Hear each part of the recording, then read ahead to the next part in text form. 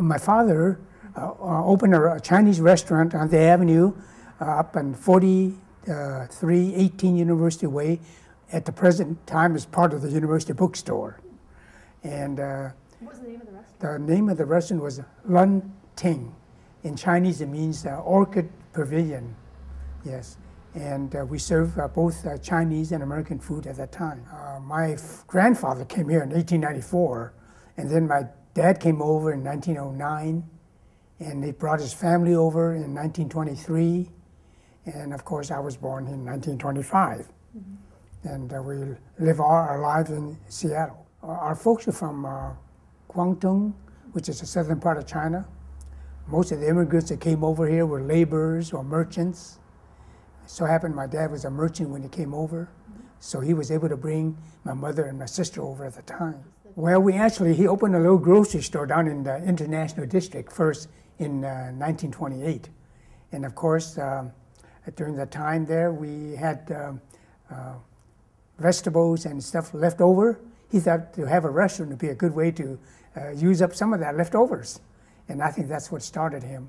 Of course, it was back in when we opened our first restaurant, it was 1933, downtown in Seattle, and then we have two in Bremerton, and then he opened one in the University District in 1938.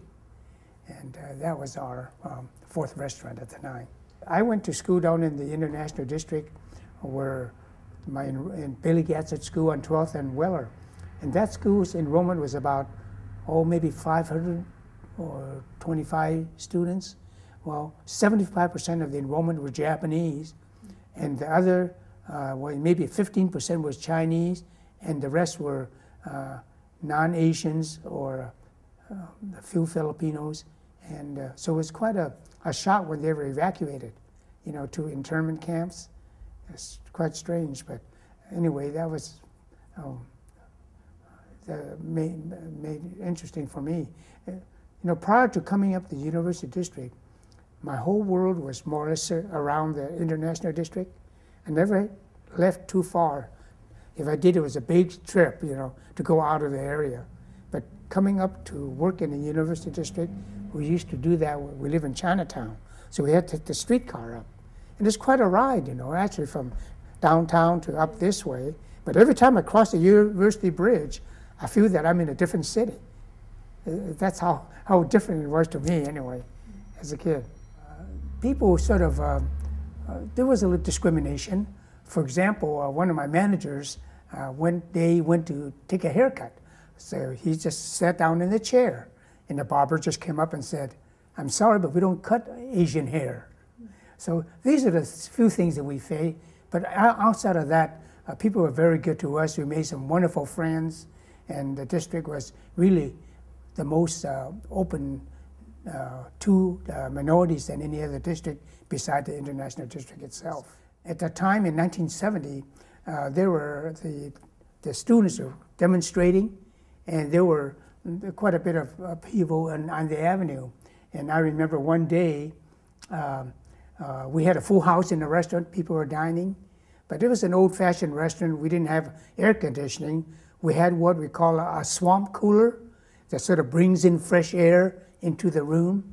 Well, that evening, there was a big riot or a demonstration by the students coming up the avenue, and the police were there to stop them, or it caused them to fire tear gas into the streets. And of course, all that tear gas was drawn into our restaurant, and we had to evacuate all the customers. We lost all our food, and those are one of the things that got me to say, well, maybe it's time for me to move on off the avenue. But that was one of the saddest part of the district, I think. And about that time, the district started to change. Prior to that, the University District was one of the most popular areas in the city. There was an old saying, and I can always remember, they said if you want to see the prettiest girls in Seattle, you stand by 45th and University Way. There's all these girls that come out of the sorority houses, coming down the avenue to have their dessert or shop or whatever.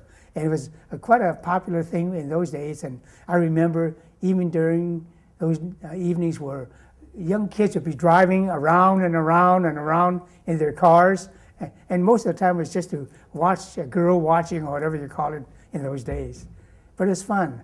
And of course, our restaurant was there for so long that we were able to develop a lot of friends who bring their families in. And I remember like they had what they call homecoming, which is a big day for the University District. And we would have some of the members that graduated would bring their children in to our restaurant to have dinner, explaining to them that they used to eat here all the time, and we sat in this booth, and I was courting your mother. It was kind of cute to hear stories of that time. We sold all our restaurant and our store in 1979. So I had a very wonderful experience up here, spending most of my time up here for about 30 years. So I made some good friends. I was very blessed to be asked to join the Rotary Club, which really opened up a new world to me. The Rotary Club was established in 1939, and I came in 1945, which was about 6 years old at the time when the club was. And even then, I noticed there were some people that were surprised I was able to get in. But it was a challenge, and I really enjoyed the people, and I got to get to know these people that were a little sensitive about mine being in there. And before I knew it, they were good friends of mine too. So it proves that getting to know a person and being friends, it just, your background sort of melts away. And they're about the same. I hope that we'll be able to bring the Avenue back on where we have little shops or stores that will cater to the overall people, not just students, you know, with limited income or, you know, how that is. They have different little perks that they like. And I like to see it back to the old days where families would be walking up and down the avenue, enjoying the decorations in the windows of every store. They used to have contests, you know, of different little small businesses, and they put up the decorations in the windows, and then they have judges that come along that's going to vote on them. And of course, in the evenings, the parents might be at their homecoming or something. They walk up the avenue with their kids or grandkids, and I like to see that again. And I like to see the district be more like it was, more homey for all people, not just young students. And of course, you see some of the elements here. It's so different than what it was before. And of course, that's because of the type of business we have on the avenue too. So to see these new apartments come up, hoping they'll be renting to people of all ages, people with a market rate income that can afford to come out and do a little shopping on the avenue, is what can create, bring the district back to what it was before. In a different way, but it'll bring it back. So that's my dream of the avenue.